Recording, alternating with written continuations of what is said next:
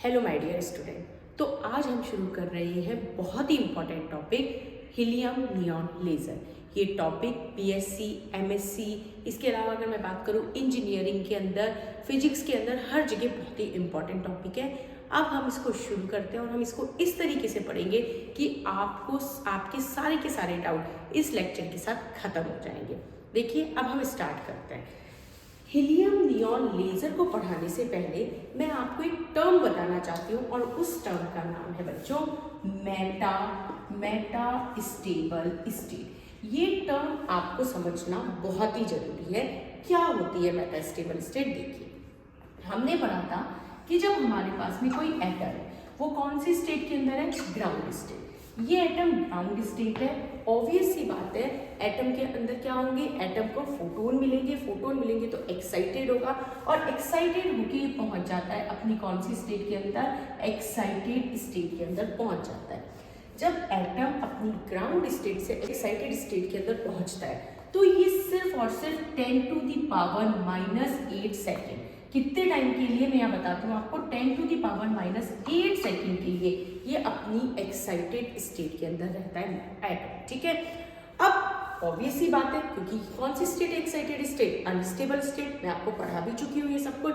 तो unstable state है excited state, तो ये सिर्फ इतनी सी देर, कितनी से टाइम के लिए? 10⁻⁸ सेकेंड के लिए एटम अपनी एक्साइटेड स्टेट में रहता है और वापस अपनी स्टेबिलिटी को गेन करने के लिए, अपनी स्टेबल कंडीशन में आने के लिए ये क्या करता है? इस फोटोन को करता है इमिट और वापस से अपनी कौन सी स्टेट में आ जाता है? ग्राउंड स्टेट में लौट के आ जाता है। ये हमको सबको पता है और ये होता है स्पॉन्टेनियस इमिशन, यानी 10⁻⁸ सेकेंड, बहुत ही कम टाइम में।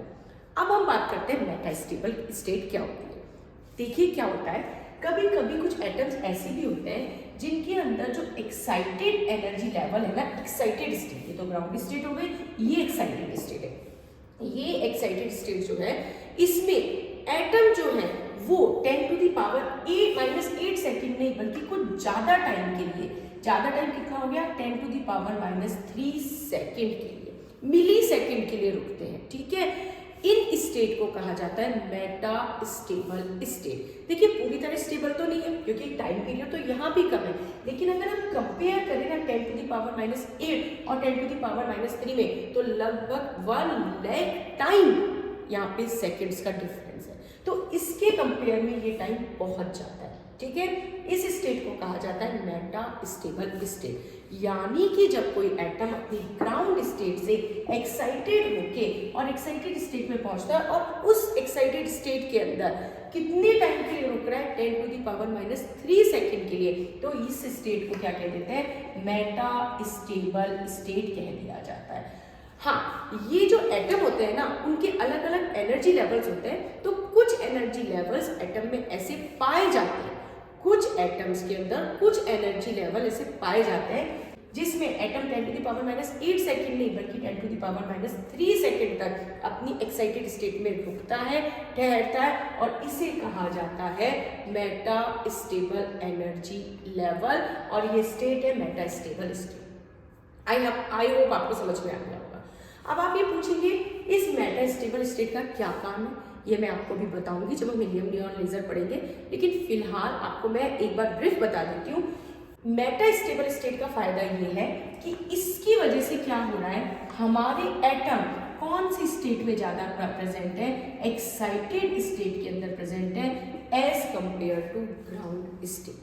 देखिए नॉर्मली क्या होता है, नॉर्मली जो एटम होते हैं ना वो ग्राउंड स्टेट में ज्यादा होते हैं और ग्राउंड स्टेट से वहां पहुंचे एक्साइटेड स्टेट और तुरंत लौट के आ जाते हैं इमिशन करके। तो ग्राउंड स्टेट में एटम की पॉपुलेशन ज्यादा होती है as compared to excited state, लेकिन मेटा स्टेबल कंडीशन के अंदर रिवर्स हो जाता है। यानी आपकी जो एटम है वो कौन सी स्टेट में? ग्राउंड स्टेट में कम है। कौन सी स्टेट में ज्यादा है? एक्साइटेड स्टेट में, क्योंकि यहाँ पे एटम थोड़े ज्यादा टाइम के लिए अपने हायर एनर्जी लेवल में रुके हुए। ठीक है, तो आपको दिख रहा होगा एटम की जो पॉपुलेशन है वो ग्राउंड स्टेट के कंपेयर में, एटम की जो पॉपुलेशन है वो ग्राउंड स्टेट के कंपेयर में कहाँ ज्यादा है? एक्साइटेड स्टेट में। या मैं कह सकती हूँ N2 is greater than N1। Atom की जो पॉपुलेशन है वो ग्राउंड स्टेट के कंपेयर में कहाँ जाता है, एक्साइटेड स्टेट के अंदर, और इसे कहा जाता है पॉपुलेशन इन्वर्जन। क्या कहा जाता है इसे, पॉपुलेशन, पॉपुलेशन पता चल गया एटम का नंबर, इन्वर्जन, इन्वर्जन का मतलब हो गया हमारे पास में अपोजिट, यानी होने एटम ज्यादा ग्राउंड स्टेट में चाहिए थे लेकिन है कहाँ, एक्साइटेड स्टेट में, क्योंकि स्टेट कौन सी है, मेटास्टेबल स्टेट। ये स्टेट कौन सी है, मेटास्टेबल स्टेट। इसे कहा जाता है पॉपुलेशन इन्वर्जन, यानी पॉपुलेशन एटम की इन्वर्स हो रही है, अपोजिट हो रही है। अब इसका क्या फायदा है, इसका बहुत फायदा है लेजर एक्शन में, क्योंकि लेजर के लिए मुझे पॉपुलेशन इन्वर्जन चाहिए। पॉपुलेशन इन्वर्जन होगा तभी कोई फोटोन जब इस यहाँ पे प्रेजेंट एटम से स्ट्राइक करेगा तो ये क्या करेंगे, स्टिमुलेटेड इमिशन करते हुए ग्राउंड स्टेट के अंदर लौट कर आएंगे। तो लेजर एक्शन के लिए हमें पॉपुलेशन इन्वर्जन चाहिए ताकि स्टिमुलेटेड इमिशन इजीली हो सके। पॉपुलेशन इन्वर्जन के लिए मुझे एटम में मेटास्टेबल एनर्जी लेवल चाहिए, और मेटास्टेबल एनर्जी लेवल क्या होता है ये मैं आपको समझा चुकी हूँ। आई होप आपको समझ में आ गया होगा। आप अगर इसमें से कुछ लिखना चाहते हैं तो आप लिख सकते हैं, कि अब मैं इसको यहाँ से हटा रही हूँ और अब हमारे मेन टॉपिक पे हम आएंगे, हीलियम नियॉन लेजर। और एक और चीज, ये जो कंप्लीट नोट्स हैं उनका लिंक मैं डिस्क्रिप्शन में शेयर कर दूंगी, आप वहां से कंप्लीट नोट्स जो है वो PDF डाउनलोड कर सकते हैं। तो चलिए शुरू करते हैं हीलियम नियॉन लेजर। सबसे पहले हीलियम नियॉन लेजर के अंदर हमारे पास में फर्स्ट पार्ट आ जाएगा कंस्ट्रक्शन। अगर हम बात करें किसकी, कंस्ट्रक्शन, देखिए नोट सारे मैं शेयर कर दूंगी, फिलहाल आप समझते जाइए। कंस्ट्रक्शन क्या होता है, कंस्ट्रक्शन में सबसे फर्स्ट रिक्वायरमेंट हमारे पास में हो जाती है एक्टिव मीडियम। क्या रिक्वायरमेंट हो जाती है, एक्टिव मीडियम। देखिए ये हमारे पास में एक ग्लास ट्यूब होती है, ये हमारे पास में एक ग्लास ट्यूब है, ठीक है। इस ग्लास ट्यूब की अगर मैं बात करूं, इस ट्यूब के अंदर भरा हुआ होता है हीलियम और नियॉन गैस। इस ग्लास ट्यूब में हम फिल कर देते हैं हीलियम एंड नियॉन गैस। किस रेशो के अंदर, इसमें हम फिल कर देते हैं 10:1 रेशो के अंदर हीलियम एंड नियॉन गैस। 10:1 यानी हीलियम अगर 10 है तो हमारे पास में नियॉन के एटम कितने हैं, 1, यानी 10:1 रेशो में हम क्या फिल कर देते हैं, इसके अंदर हमारा एक्टिव मीडियम हो गया हीलियम नियॉन गैस, ठीक है। ये जो आपको ये पार्टिकल दिख रहे हैं ये हम मान लेते हैं हीलियम के पार्टिकल हैं, और ये जो डॉट है ये हमें है नियॉन के एटम्स है, ठीक है। दूसरी बात ये है कि हीलियम गैस यहाँ पे ज्यादा है एज कंपेयर टू नियॉन। ऐसा हम क्यों करते हैं ये आपको आगे समझ में आ जाएगा। फिलहाल आपको ध्यान रखना है कि अगर हम कंस्ट्रक्शन की बात करें तो हमारा एक्टिव मीडियम हो गया हीलियम नियॉन गैस, ठीक है। 10:1 रेशो में हम इसको ले लेते हैं। एक्टिव मीडियम के बाद सेकेंड हमारे पास में जो इसकी कंस्ट्रक्शन का पार्ट है दैट इज हमारे पास में हो जाएगा पंपिंग। पंपिंग देखा जाए तो एक प्रोसेस है, पंपिंग इज अ प्रोसेस। क्या प्रोसेस है पंपिंग, अब हम समझते हैं। देखिए यहाँ पे हमने क्या किया, 10 किलोवोल्ट की बैटरी को कनेक्ट कर दिया है। ये जो हमारे पास में मिक्सचर है, ये जो हमारे पास में ट्यूब हमें दिख रही है, इस ट्यूब से 10 किलोवोल्ट की बैटरी, बहुत जबरदस्त हमने इलेक्ट्रिसिटी, इलेक्ट्रिक डिस्चार्ज हम इसको दे रहे हैं। क्यों दे रहे हैं, ताकि हमारे जो इलेक्ट्रॉन है वो यहाँ से डिस्चार्ज होके इस एक्टिव मीडियम में एंटर करे, और हीलियम एटम से जब ये स्ट्राइक करे तो हीलियम एटम को एक्साइटेड करके कहाँ पहुंचा दे, हायर एनर्जी लेवल के अंदर, उसके एक्साइटेड एनर्जी स्टेट में वो पहुंचा दे, ठीक है। तो क्या है पंपिंग, पंपिंग हमारे पास में है कि जब pumping is the process, pumping हमारे पास में एक प्रोसेस है जिससे हम जो एटम्स हैं उन एटम को एक्साइट करके और उनको कहाँ पहुंचा रहे हैं, उनकी ग्राउंड एनर्जी स्टेट से कहाँ पे पहुंचाया जा रहा है, हायर या एक्साइटेड एनर्जी स्टेट के अंदर पहुंचाया जा रहा है। तो पंपिंग प्रोसेस क्यों किया हमने, पंपिंग प्रोसेस किया जाता है पॉपुलेशन इन्वर्जन के लिए। अभी मैंने आपको समझाया था पॉपुलेशन इन्वर्जन क्या है, एटम्स का ग्राउंड स्टेट में ना प्रेजेंट होके, यानी ग्राउंड स्टेट में कम एटम प्रेजेंट है लेकिन एक्साइटेड स्टेट में ज्यादा एटम प्रेजेंट है, इसे कहते हैं पॉपुलेशन इन्वर्जन। अब ये कैसे किया जाए, एक्सटर्नल सोर्स से इसको किया जाता है, तो इस प्रोसेस को कहा जाता है पंपिंग। और हीलियम नियॉन लेजर के केस में हमने एक्सटर्नल सोर्स क्या ले लिया, एक 10 किलोवोल्ट की बैटरी, ठीक है। तो पंपिंग हमारे पास में एक प्रोसेस जिससे हमारे जो एटम्स होते हैं उन्हें उनकी ग्राउंड स्टेट से हम कहाँ पहुंचा रहे हैं, उनकी एक्साइटेड स्टेट में पहुंचा रहे हैं, ठीक है। तो this is the process pumping. Next अगर मैं बात करूं, देखिए कंस्ट्रक्शन का पार्ट ये भले ही ना हो, लेकिन हम कह सकते हैं कि इस पंपिंग की वजह से जो हमारे पास में अचीव हो रहा है हमें, that is population inversion. Population inversion करना हमें जरूरी था क्योंकि हमारा लेजर जो है स्टिमुलेटेड इमिशन पे वर्क करता है, और स्टिमुलेटेड इमिशन तभी पॉसिबल है जब एटम कौन सी स्टेट में प्रेजेंट हो, एक्साइटेड स्टेट में। एक्साइटेड स्टेट के अंदर जब एटम होते हैं तभी कोई फोटोन जब इनसे स्ट्राइक करता है तो स्टिमुलेटेड इमिशन होता है, और स्टिमुलेटेड इमिशन होता है कोहेरेंट हमारे पास में लाइट, और हमें कौन सी लाइट मिल जाती है, लेजर बीम हमको मिल जाती है। तो यानी कि पहले हमने एक्टिव मीडियम लिया 10:1 रेशो में हीलियम नियॉन, इसके बाद हमने पंपिंग प्रोसेस किया, और इसके बाद हमारा हो गया पॉपुलेशन इन्वर्जन, ठीक है। अब नेक्स्ट है हमारे पास में मेन जो हमारा कंस्ट्रक्शन का पार्ट है, that is optical resonator. Optical resonator क्या है, ध्यान से समझते हैं। देखिए ये जो आपको ग्लास ट्यूब दिख रही है, दैट इज ऑप्टिकल रेजोनेटर, ठीक है। ये जो है 40 सेंटीमीटर तक इसकी हम लेंथ मान सकते हैं, और 1 सेंटीमीटर तक इसका क्या हो जाता है, डायामीटर। तो ये जो ऑप्टिकल रेजोनेटर है इसकी लेंथ लगभग 40 सेंटीमीटर और डायमीटर हो जाता है लगभग 1 सेंटीमीटर। इस ऑप्टिकल रेजोनेटर के अंदर हमारा क्या फील होता है, active medium, helium neon gas में हमारा एक्टिव मीडियम क्या हो गया, हीलियम एंड नियॉन गैस। इसके अलावा यहाँ लगे होते हैं 2 मिरर, इसके दोनों एंड्स पे लगे होते हैं 2 मिरर, एक है गया मिरर M1 और दूसरा हो गया मिरर M2, ठीक है।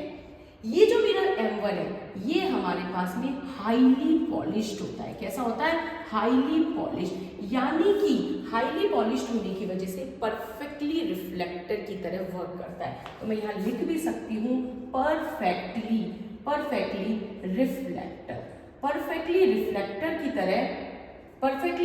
की तरह ये वर्क करता है, ठीक है। परफेक्टली रिफ्लेक्टर का क्या मतलब है अभी हम समझेंगे। मिरर M2 जो है वो हमारे पास में पार्शली पॉलिश्ड होता है। पार्शली पॉलिश्ड होता है मतलब ये हमारे पास में इसका कुछ पार्ट रिफ्लेक्शन करता है, रिफ्लेक्ट बैक करता है, और कुछ पार्ट ट्रांसमिशन करता है, ठीक है। तो ये जो मिरर M2 इसको मैं कह सकती हूँ पार्शली, क्या कह सकती हूँ, पार्शली हमारे पास में रिफ्लेक्टर, इसे मैं कह सकती हूँ ये पार्शली रिफ्लेक्टर होता है, यानी इसका कुछ पार्ट तो क्या करता है, ट्रांसमिशन के थ्रू कौन सी लाइट बाहर आ जाती है, लेजर बीम। कौन सी लाइट बाहर आ जाती है, लेजर बीम, और बाकी पार्ट इसका क्या करता है, रिफ्लेक्ट बैक करता है, ठीक है। तो इस तरीके से ये हमारा ऑप्टिकल रेजोनेटर होता है। ये ऑप्टिकल रेजोनेटर जिसमें हम एक्टिव मीडियम फिल कर देते हैं, 2 मिरर होते हैं M1 और M2। M1 mirror highly polished होता है, इस मिरर का काम होता है परफेक्टली रिफ्लेक्ट कर देना, जितने भी हमारे पास में एटम से टकराएंगे, इलेक्ट्रॉन इससे टकराएंगे। और अगर मैं बात करूँ मिरर M2 की, पार्शली रिफ्लेक्टर होता है, ये कुछ तो हमारे पास में लेजर बीम हमें बाहर ट्रांसमिट कर देता है, और बाकी जितने भी एटम या इलेक्ट्रॉन है उन्हें क्या कर देता है, बाउंस बैक कर देता है, ठीक है। आगे अब हम बात करते हैं वर्किंग की। जब हम वर्किंग पढ़ेंगे तो आपके सारे डाउट, सारी चीजें एकदम ढंग से क्लियर हो जाएगी। तो अब हम स्टार्ट करते हैं, ये सब यहाँ से एक बार हटा देते हैं। तो देखिए अब हम स्टार्ट करते हैं working of helium neon laser. देखिए क्या होता है, सबसे पहले हमने 10 किलो वोल्ट की बैटरी कनेक्ट करी, तो ऑब्वियस सी बात है यहाँ से इलेक्ट्रॉन डिस्चार्ज होगा। ये जो इलेक्ट्रॉन डिस्चार्ज होंगे ये इलेक्ट्रॉन जाके टकराएंगे हीलियम एटम से। किससे टकराएंगे, हीलियम एटम से। अब आप पूछेंगे कि मैम क्या ये इलेक्ट्रॉन नियॉन एटम से नहीं कॉलिजन कर सकते, बिल्कुल कर सकते हैं, लेकिन नियॉन की कॉन्सेंट्रेशन यहाँ कम है, तो ऑब्वियस सी बात है प्रोबेबिलिटी ऑफ कॉलिजन भी कम हो जाएगी। इसलिए इलेक्ट्रॉन जो है वो जाके किससे कॉलिजन करेंगे, हीलियम एटम से। ऑब्वियसली हीलियम एटम से अगर ये कॉलिजन करेंगे तो हीलियम एटम एक्साइट होकर अपनी कौन सी स्टेट में पहुंच जाएंगे बच्चों, अपनी ग्राउंड स्टेट से अपनी एक्साइटेड स्टेट में पहुंच जाएंगे। क्लियर है, आई होप आपको समझ में आ गया होगा। तो यहाँ पे हीलियम एटम अपनी एक्साइटेड स्टेट में पहुंच गया बाय द एक्साइटेशन, हो गया इनका excitation by collision with electron से जब इनका कॉलिजन हुआ हीलियम एटम का, तो अपनी ग्राउंड स्टेट से कहाँ पहुंच चुके हैं, अपनी एक्साइटेड स्टेट के अंदर। अब आगे क्या, आगे देखिए, सबसे पहले हमें समझना पड़ेगा कि हीलियम एटम है उसके टोटल 3 एनर्जी लेवल है, He1, He2, He3, और नियॉन एटम के टोटल 6 एनर्जी लेवल है, Ne1, Ne2, Ne3, Ne4, Ne5 and Ne6। I hope आपको नजर आ रहे होंगे, Ne1, Ne2, Ne3, Ne4, Ne5 and Ne6। अब होता क्या है, दो चीजें और आपको याद रखनी है, हीलियम एटम के He2 और He3 और नियॉन एटम के Ne4 एंड Ne6, ये चारों एनर्जी लेवल जो है मेटा स्टेबल एनर्जी लेवल है। और मेटा स्टेबल एनर्जी लेवल क्या होते हैं ये मैं आपको अभी बता चुकी हूँ, ठीक है। और दूसरी चीज जो आपको याद रखनी है वो याद रखनी है, हीलियम का सेकेंड एनर्जी लेवल की एनर्जी नियॉन के हमारे पास में 4 एनर्जी लेवल के इक्वल है। और सेकंड, दोनों का जो लाइफ स्पैन है, जो हमारे पास में एटम के ठहरने का टाइम है, वो क्या है, सेम है। और कितना है, 10⁻³ सेकेंड, क्योंकि दोनों ही कौन सी कंडीशन है, मेटा स्टेबल। सेम ऐसे ही हीलियम का थर्ड एनर्जी लेवल नियॉन के 6 एनर्जी लेवल के इक्विवेलेंट है, क्योंकि दोनों ही मेटा स्टेबल स्टेट है और दोनों के अंदर लाइफ स्पैन सेम है और एनर्जी लेवल भी क्या है, एनर्जी भी सेम है। ये दोनों बातें आपको याद रखनी है, ठीक है। आगे बढ़ते हैं, हम थे कि इलेक्ट्रॉन हीलियम एटम से स्ट्राइक किया और एटम जो है हीलियम के ग्राउंड स्टेट से कहाँ पहुंच गए, एक्साइटेड स्टेट में। अब क्या होगा, अब ये जो हमारे पास में हीलियम एटम है जो कि अपनी एक्साइटेड स्टेट के अंदर है, ये इधर उधर आगे पीछे बैकवर्ड और हमारे पास में फ्रंट और बैक क्या करेंगे, मूवमेंट करेंगे। और मूवमेंट करेंगे तो टकराएंगे ये हमारे पास में किससे, नियॉन एटम से। ऑफ कोर्स सी बात है कि किससे टकराएंगे, नियॉन एटम से। ये यहाँ मिरर से भी स्ट्राइक करेंगे और मिरर इनको क्या कर देगा, वापस से रिफ्लेक्ट बैक को क्या आएंगे, फिर किससे स्ट्राइक करेंगे, नियॉन एटम से। यानी कॉलिजन होगी नियॉन एटम से और अपनी काइनेटिक एनर्जी ट्रांसफर कर देंगे नियॉन एटम को। तो हीलियम एटम ने अपनी एनर्जी ट्रांसफर कर दी नियॉन एटम को, उनसे स्ट्राइक करके, और नियॉन एटम भी कहाँ पहुंच जाएंगे, अपने एक्साइटेड लेवल, अपनी एक्साइटेड स्टेट के अंदर, ठीक है। आई होप समझ में आ गया होगा। इलेक्ट्रॉन ने कोलिजन करी हीलियम से, हीलियम को एनर्जी ट्रांसफर करी, हीलियम कहाँ पहुंच गए, अपनी एक्साइटेड स्टेट में। हीलियम जो है अब वो स्ट्राइक करेंगे इधर उधर कंटिन्यूसली, अपनी एनर्जी, अपनी काइनेटिक एनर्जी ट्रांसफर करेंगे नियॉन एटम को, और नियॉन एटम कहाँ पहुंच जाएंगे, अपनी ग्राउंड स्टेट से अपनी एक्साइटेड स्टेट के अंदर, ठीक है। हीलियम अपनी एनर्जी ट्रांसफर करके वापस डी एक्साइट होके अपनी कहाँ आ जाएगा, ग्राउंड एनर्जी लेवल। तो हीलियम का सबसे मेन काम हो गया नियॉन के एटम्स को एनर्जी ट्रांसफर करके उन्हें एक्साइटेड एनर्जी लेवल्स तक पहुंचाना, क्योंकि नियॉन के जो एटम्स थे उनका एटॉमिक वेट ज़्यादा था, वो हैवी थे, तो वो इलेक्ट्रॉन की कॉलिजन से एक्साइट नहीं हुए थे। उन्हें एक्साइट करने का काम होता है हीलियम एटम का। हीलियम उन्हें एक्साइट करता है, एक्साइट करके एक्साइटेड एनर्जी लेवल में पहुंचाता है। यानी हीलियम का मेन काम हो गया population inversion of neon atom, क्योंकि नियॉन एटम की जब पॉपुलेशन इन्वर्जन होगी, यानी नियॉन एटम अपनी ग्राउंड स्टेट के कंपेयर में जब एक्साइटेड स्टेट के अंदर ज़्यादा होंगे, तभी स्टिमुलेटेड ट्रांजिशन होगा और हमें लेजर बीम जो है वो नजर आएगी। तो हीलियम एटम जो है उसका मेन काम क्या हो गया, population inversion of neon atom. और ऐसा क्यों होता है, इसका एक रीजन ये भी है कि हीलियम का जो सेकेंड एनर्जी लेवल है नियॉन के 4 एनर्जी लेवल और हीलियम का थर्ड एनर्जी लेवल नियॉन के 6 एनर्जी लेवल के इक्वल है। तो आराम से हीलियम अपनी एनर्जी ट्रांसफर करता है नियॉन को, और नियॉन एक्साइट होकर पहुंच जाता है अपनी एक्साइटेड एनर्जी स्टेट के अंदर। नियॉन हीलियम से एनर्जी लेता है और एक्साइट होकर पहुंच जाता है Ne4 और Ne6 में, और नियॉन एटम का होना लगता है पॉपुलेशन इन्वर्जन। और जब पॉपुलेशन इन्वर्जन हो जाता है, यानी एक अच्छी खासी पॉपुलेशन एक्साइटेड स्टेट में अचीव हो जाती है, और सिर्फ इसी टाइम पे अगर कोई फोटोन यहाँ पे एक्साइटेड स्टेट में नियॉन से टकरा गया तो यहाँ होने लगता है स्टिमुलेटेड इमिशन। मतलब अपना खुद का photon spontaneous emission, spontaneous photon तो ये इमिट करते हैं, साथ में एक्स्ट्रा फोटोन और इमिट होता है, और यहाँ नजर आने लगती है लेजर बीम। तो क्वेश्चन आता है हीलियम एटम का काम क्या था। हीलियम का काम था नियॉन एटम को एक्साइट करके कहाँ पहुंचाना, ग्राउंड, अपने एक्साइटेड एनर्जी लेवल में।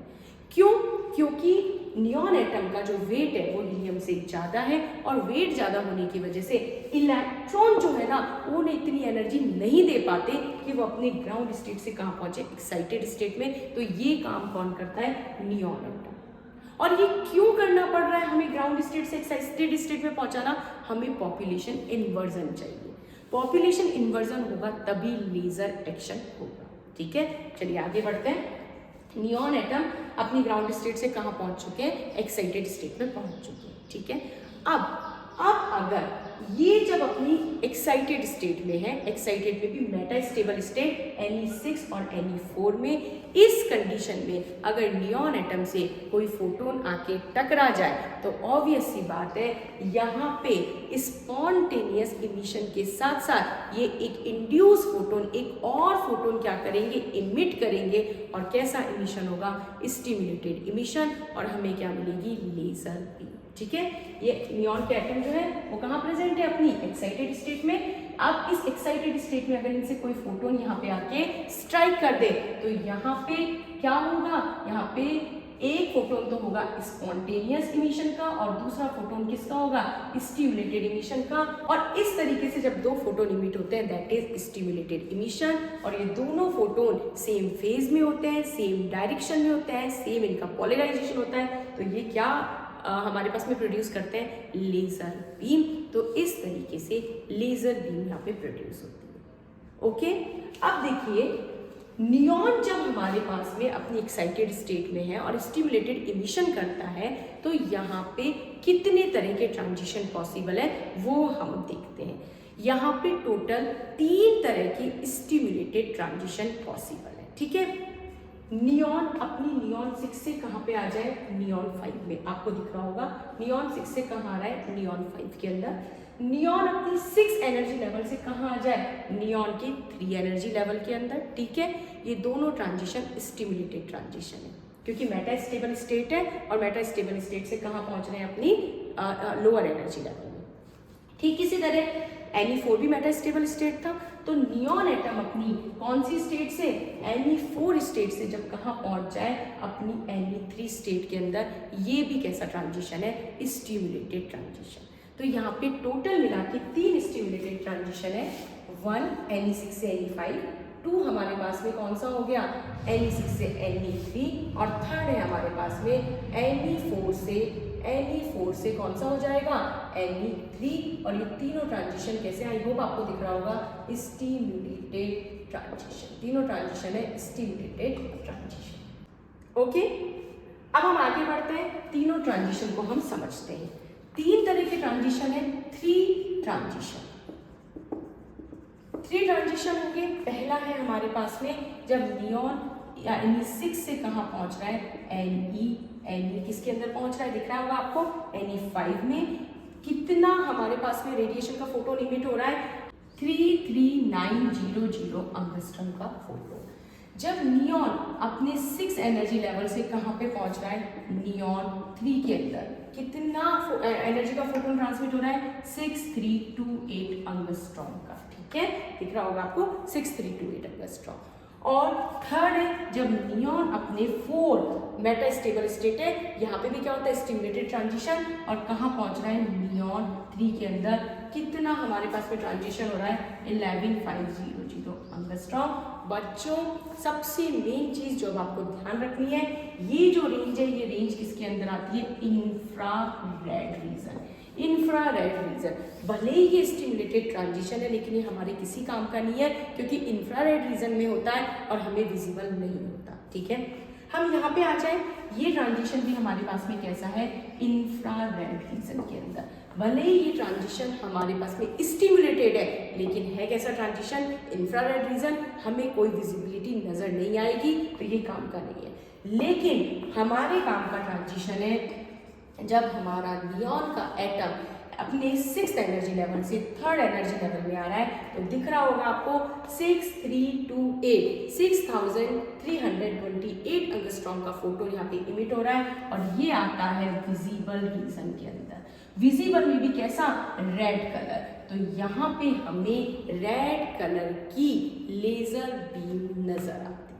ठीक है, क्या हुआ कि जब हमारा नियॉन एटम 6 एनर्जी लेवल से 3rd पे आता है तो यहाँ पे विजिबल रेड कलर की वेवलेंथ यहाँ पे इमिट होती है और हमें क्या नजर आती है? Laser beam. तो अगर क्वेश्चन पूछा जाए कि लेजर बीम के लिए कौन सा ट्रांजिशन रिस्पॉन्सिबल है, तो Ne6 से Ne हमारे पास में 3 वाला जो ट्रांजिशन है, ये ट्रांजिशन आपको दिख रहा है, ये हमारा विजिबल रीजन के अंदर आता है और लेजर बीम के लिए रिस्पॉन्सिबल होता है। ठीक है, आगे देखिए, आगे अब हम बढ़ते हैं तो ये हमारे पास में ये चीजें हमें समझ में आ गई। अब Ne3 में हमारे एटम्स पहुंच चुके हैं सारे के सारे। ऑब्वियस सी बात है Ne3 से कहाँ पहुंचेंगे वो Ne2 के अंदर। भाई उन्हें तो अपनी ग्राउंड स्टेट में आना ही है फाइनली। तो जब Ne3 में पहुंच गए तो थर्ड एनर्जी लेवल से जब 2 एनर्जी लेवल में आते हैं तब भी हमारे पास में ट्रांजिशन होता है। कैसा ट्रांजिशन है? स्पॉन्टेनियस। स्पॉन्टेनियस ट्रांजिशन तो हो गई, हमें पता ही है कि अपनी एक्साइटेड स्टेट से ग्राउंड स्टेट में आते हैं तो फोटोन इमिट होता है, स्वतः ही इमिट होता है क्योंकि सबको अपनी स्टेबल कंडीशन में आना है। यह है स्पॉन्टेनियस इमिशन और यहाँ फोटोन है 6000 एंगस्ट्रॉम। मैं फिर आपको बता दूं ये भी हमारी विजिबल रेंज है, लेकिन ये लेजर के लिए रिस्पॉन्सिबल नहीं है। क्यों नहीं है? क्योंकि स्पॉन्टेनियस इमिशन कैसा होता है बच्चों? इनकोहेरेंट। कैसा होता है? इनकोहेरेंट होता है। और लेजर के लिए हमें स्टिमुलेटेड कोहेरेंट ट्रांसमिशन, कोहेरेंट हमें इमिशन चाहिए होता है। आई होप आपको समझ में आ रहा होगा। ठीक है, तो ये इनकोहेरेंट है, स्पॉन्टेनियस है और विजिबल रीजन में, लेकिन लेजर बीम प्रोड्यूस नहीं करता। और लास्ट में फाइनली जितने भी एटम अपनी सेकेंड एनर्जी लेवल में आए, अपनी स्टेबिलिटी के लिए वापस कहाँ पहुंचना चाहेंगे? अपनी ग्राउंड स्टेट के अंदर डी एक्साइटेशन बाय कॉलिजन आपस में टकराएंगे और अपनी कहाँ पहुंचना चाहेंगे? ग्राउंड एनर्जी लेवल के अंदर। ठीक है, तो इस तरीके से कंप्लीट वर्किंग होती है लेजर की। ओके, ये हमारे पास में लेजर है, ये हमारे पास में क्या हो गई? एक ग्लास ट्यूब हो गई। इस ग्लास ट्यूब के अंदर हमने हीलियम नियॉन मिक्सचर लिया था, इलेक्ट्रॉन को डिस्चार्ज किया, इलेक्ट्रॉन ने कोलिजन की किससे? हीलियम एटम से। हीलियम एक्साइट हुए तो इधर उधर मूव करने लगे। यहाँ पे इस मिरर से टकराया, मिरर ने इसको वापस रिफ्लेक्ट बैक किया, फिर ये नियॉन एटम से टकराया और नियॉन को अपनी एनर्जी ट्रांसफर करके कहाँ पहुंच गए? नियॉन एटम अपनी एक्साइटेड लेवल के अंदर। ठीक है, कंटिन्यूसली ये यहाँ पे भी स्ट्राइक करेंगे, स्ट्राइक करके रिफ्लेक्ट बैक हो जाएंगे और जब नियॉन एटम जो है वो स्टिमुलेटेड ट्रांजिशन करेगा और वो भी विजिबल रीजन में होगा तो यहाँ से हमें नजर आएगी, मैं इसको हटा देती हूँ, यहाँ से हमें नजर आएगी लेजर बीम, क्योंकि ये पार्शियली ट्रांसमिटेड है तो यहाँ से क्या बाहर आएगी? Laser light, laser beam. ठीक है, तो इस तरीके से हीलियम नियॉन लेजर कंप्लीट होता है। आई होप आपको समझ में आया होगा। इसे नोट कर लीजिए, नोट सारे मैं डिस्क्रिप्शन में लिंक शेयर कर दूंगी, आप वहां से ले सकते हैं। आज के लिए इतना ही, मिलते हैं नेक्स्ट लेक्चर में। Thank you so much.